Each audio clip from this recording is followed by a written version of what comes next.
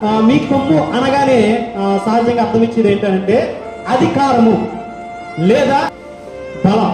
బలం అంటే ఒక కుటుంబం ఉందండి, ఆ కుటుంబానికి అనేక కుటుంబాలు కలగలిసి ఉంటే అదొక బలం ఏమండి, అదొక బలం.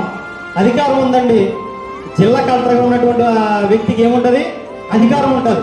మరి మనము కూడా ఈ క్రైస్తవ సమాజంలో అధికార దాహంతో ఉంటున్నామేమో, లేకపోతే గర్వాంతులుగా ఉంటున్నామేమో, డబ్బు నాకే ఉంది కదా అని మనకి వ్యక్తి చూపిస్తున్నామేమో, లేకపోతే మనకి వస్త్రాలు బంగారాలు మనకే ఉన్నాయి కదా అని సమాజంలో మనం విర్రవీగుతున్నామేమో.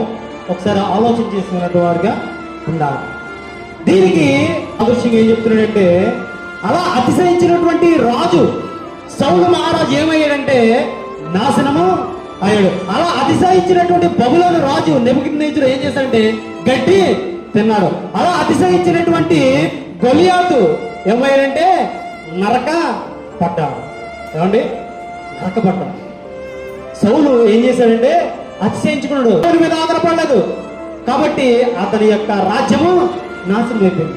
నెబుకద్నెజరు నేనే గొప్ప రాజుని అని బంగారు విగ్రహాన్ని తయారు చేసుకుని ఏమండి దానికి సాష్టాంగ నమస్కారం చేయాలని చెప్పేసి అందరినీ కూడా ప్రోత్సహించిన వాడు. అటువంటి వాడు ఏమయ్యాడు, అడవిలో జంతువులు మాదిరి గడ్డి తినేటువంటి పరిస్థితి. గొలియాతు అయినటువంటి వాడు యుద్ధానికి రమ్మని చెప్పేసి ప్రకటన చేస్తున్నాడు ఇశ్రాయేలుని. కాబట్టి ఇశ్రాయేల్లో మొనగాడు ఉన్నాడు దావీదు మహాపై, యుద్ధము యెహోవాది అని చెప్పేసి యుద్ధాన్ని చేయించినట్టు వాడుగా ఉన్నాడు. మనము ఈ రోజున అతిశయించేటి వాడుగా ఉన్నామా, గర్వాంతులుగా ఉన్నామా?